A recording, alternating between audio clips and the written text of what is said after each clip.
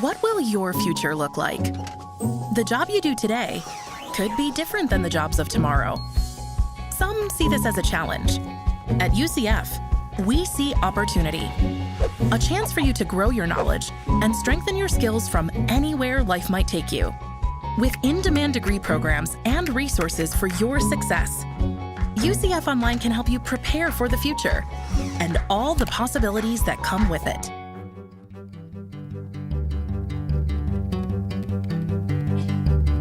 From the University of Central Florida's Center for Distributed Learning, I'm Tom Cavanaugh.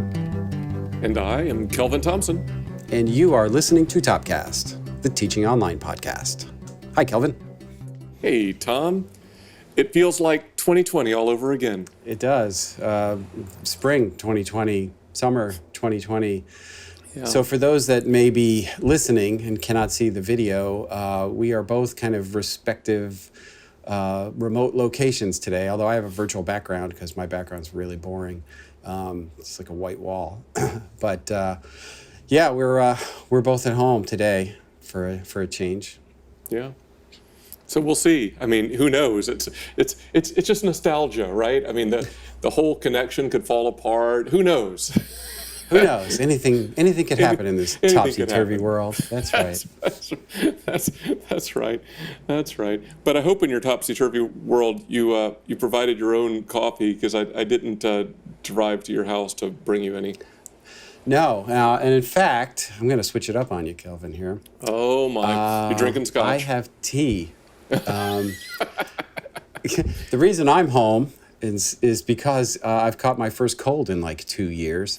Yeah. So I've decided to work from home so I don't make anybody in the office, the few of us that are in the office, sick with the sniffles.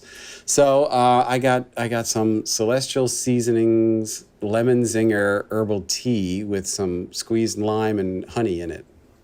It's quite nice, quite nice. Very exotic, very particular. Do you have a connection to today's topic in your cup? No. Sorry. Well, that's okay. Well, I'll tell you about mine. My beverage is coffee in the cup here, and this coffee is a single origin Colombia, which we've had Colombias before, from a new to me local shop called San Julian's Hills Coffee. This particular coffee is a geisha varietal. We've talked about varietals before, and while this varietal originated in Ethiopia a long time ago, Colombia is one of the places where it's grown now. And this particular coffee is honey processed, which is a concept we talked about, I think maybe a few years ago. Both of those, interestingly, are supposed to be kind of result in a sweet-ish kind of a taste, the varietal and the processing. But the end result is a very specialized coffee, which I suppose is why the coffee shop packaged it up as a limited time offering. So I'll just say I can find a connection to today's coffee in my cup and yours. Yeah, well, yours is what, honey processed? Is that what you said? Yeah. And I actually squeezed some honey in my tea, so we got that going for us. Yeah, well, that's true. I don't know, Kelvin. You're gonna have to take me by the hand. Maybe it's all the cold medicine in my head. It's fogged my ability to come up with a connection. Well, I was thinking of this. I was thinking we're each in our unique locations. We each have our unique beverages. Your unique beverage is very specialized and particular to you. You've added a few things to it. Mine is very limited time, very specialized, unique combination of processing and varietals and roasting and all that. And together we have a unique set of circumstances, but as we combine, we can make some general observations about our beverages. So I thought that kind of resonates with me with today's topic, where you have particular contexts that are combined to form a more general perspective. Okay. How's that? I see it now. Yeah. Okay. So you want to tell people what we're talking about today? Yeah. So today we're taking a bit of a dive into the Chloe 6 report that has recently been released that looks at the previous year's trends and activities in the great world we call online learning. Yeah, and if folks don't know, CLOE is a series of reports with a longer name, Changing Landscape of Online Education, nicknamed CLOE, CHLOE. Starting in 2017, I think, these reports have documented the evolution of online learning in higher ed. Each year, they kind of focus on a certain dynamic. And the current report focuses on our emergence from emergency ad hoc remote instruction and our anticipation of a post-pandemic world. You want to tell folks about the population of interest in this survey? Yeah, it's pretty much what are called chief online learning officers or chief online officers. Of note, our colleague and previous Topcast guest, Dr. Eric Fredrickson, is credited as a contributing editor, perhaps because of his status as the keeper of the list, right? Of these chief online learning officers, all their contact information all around the country. That there's more information about that in Topcast episode 36, Finding Online Learning Leaders Fredrickson's List. It's actually a great episode. I would encourage everybody to go take a listen.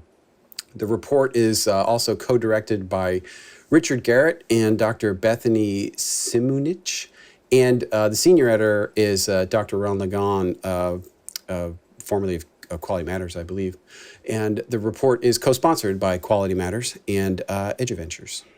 So it's got a lot of names and credible people on it and associated with it.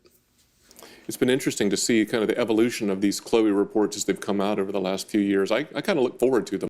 Yeah, I do too. I do participate in them. I answer typically for UCF and look forward to getting the results every year. And this one in particular, because it had to do with the COVID year and took a look at how all of the institutions that responded, dealt with that highly unusual situation that relied so heavily on what we do.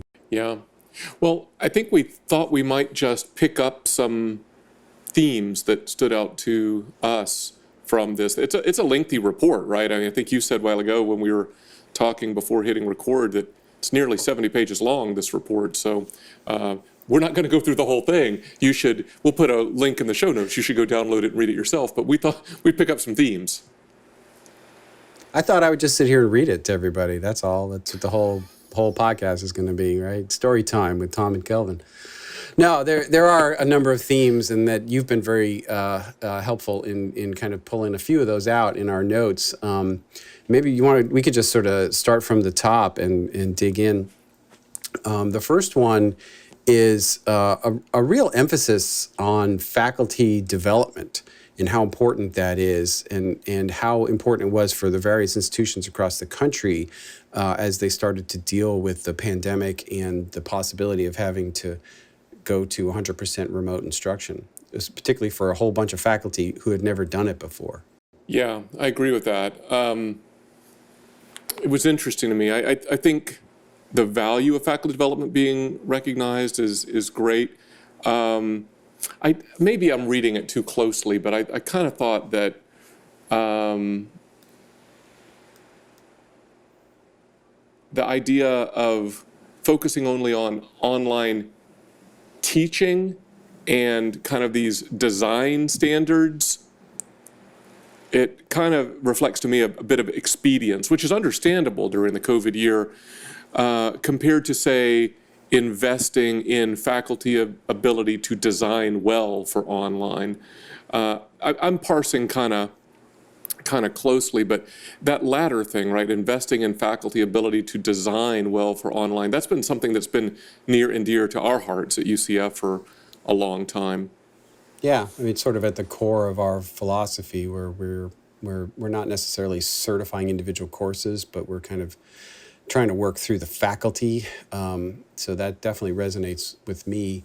And I think it's worth noting that some of the numbers that kind of looking forward, the chief online officers did identify online teaching at like 42% and meeting minimum standards for online quality of 40% as the single highest priority going forward.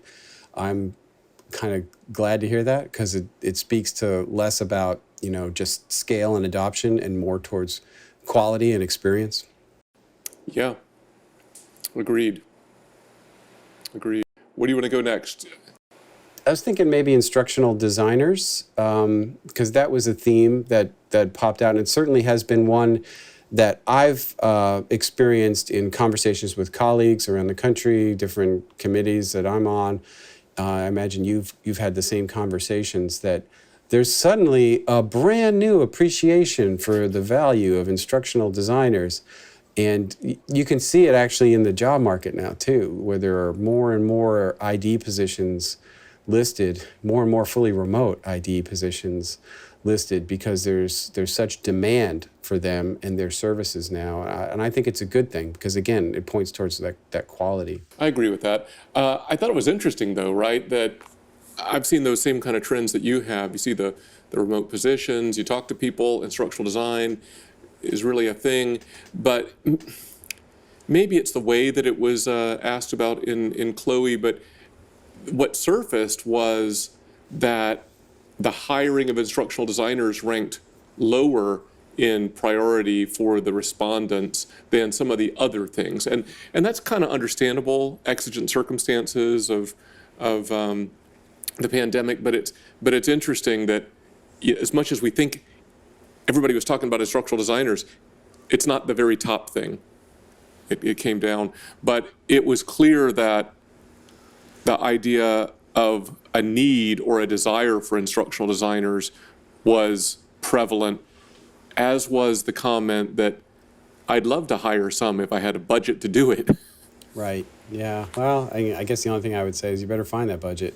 If you want to be in the online learning game, you're going to have to prioritize for it. And that means making an investment in instructional designers and the other kinds of resources, human and otherwise, that will ensure quality. You want to go to the next one? You want to start this one? Sure. We've talked about this, I think, a bit.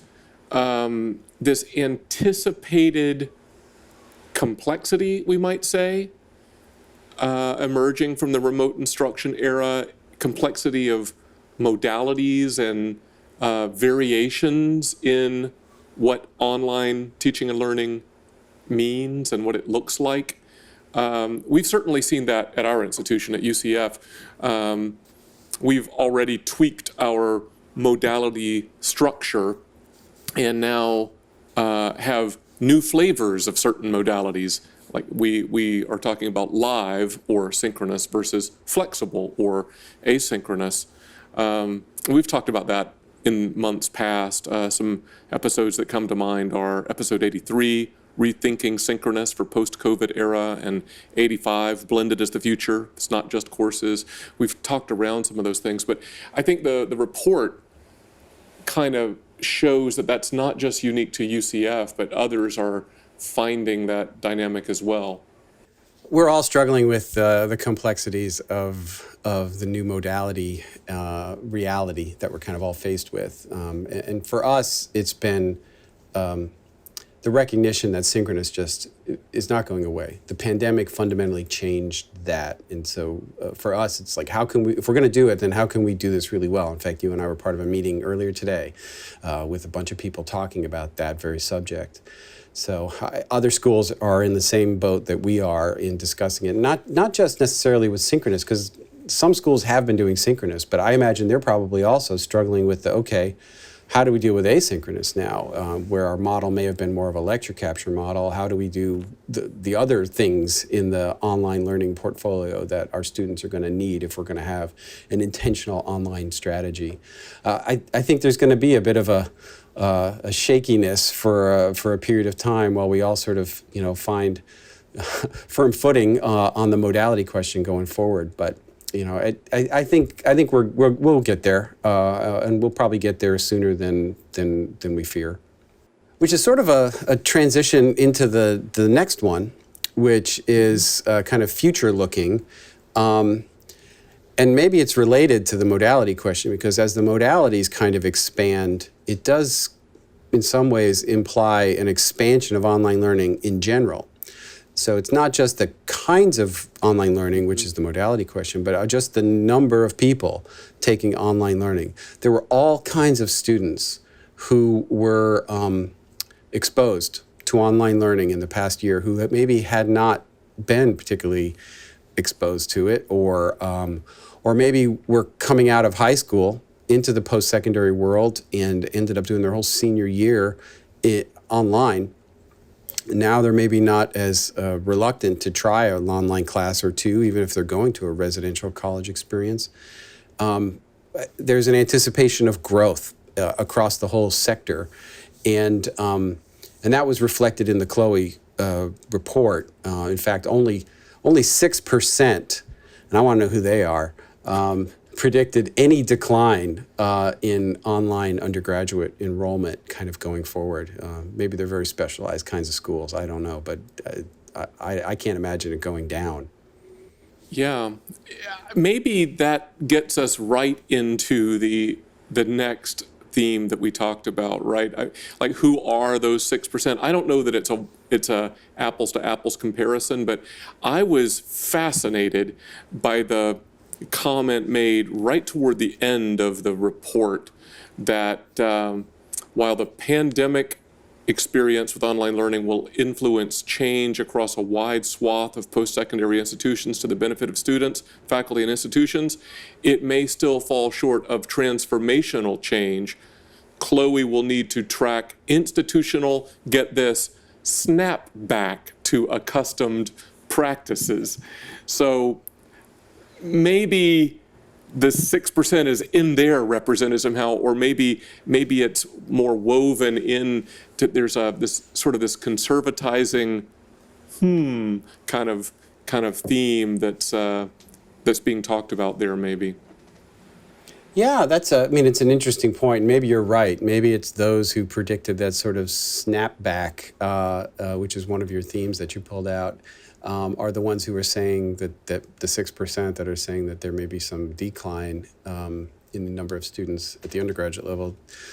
And I can see that. We've actually talked about that on the previous podcast, about the sort of pendulum swing back, and it's a fear I have as a reaction to what I have felt has been a suboptimal experience by some students in some contexts, particularly in the K-12 context, that they'll avoid it, both students and potentially administrators or policymakers. So maybe that's a factor in it as well. But I don't know. I think if there is a snapback, I think it's just a temporary course correction, and then we're going to get back on our growth. And those snapbacks may be localized into particular contexts or institutions. Yeah, I don't mind saying, although it may sound obnoxious, but I don't mind saying that some of the institutions who dig in on a traditional face-to-face exclusive campus-based experience value proposition, some of those will survive and others probably not. Yeah. Yeah, I mean, there are some where that's their whole value proposition, right? It's some liberal arts, that's highly right. Entertaining, engaging experience. That's right. And that's cool if that's your thing. But not everybody can claim that or compete in that space. No. Cool. All right. Do you want to see if you want to land the plane, or do you want me to try to put a bow on it? Put a bow on this plane as you try to put it down on the runway, Tom. Okay. All right. So online and digital education, we believe, is at an inflection point as higher education emerges from remote instruction. Aggregating unique perspectives into themes and trends helps us to better understand our field and to better anticipate how our local contexts may be impacted by outside forces. Yeah, I agree. Value of the Chloe report. You think we have time for a little plug? Yeah, I think so. You wanna do the plug? So in a true confession moment, sadly, we only recently recognized that since Apple Podcasts has an interface for each country, there are reviews and ratings we never saw because we were only looking at the US version of Apple Podcasts. So our apologies for being so US-centric. Our data have told us that we've had international listeners for years, but we just missed that some of you have been rating and reviewing on separate versions of the platform. We'll do better about checking the broader listing of ratings and reviews. So, Topcast listener Mahmoud Hasni from Oman shared the following review a while back. He says, I very much enjoy listening to the valuable conversations about digital learning and the intricacies within by some fun, professional, and engaging folks from CDL at UCF. Keep it up, Tom and Kelvin. I'm always inspired by your talks. And that's a generous comment because he called us fun and professional and engaging. So thanks, Mahmoud. We appreciate you listening and sharing those kind words.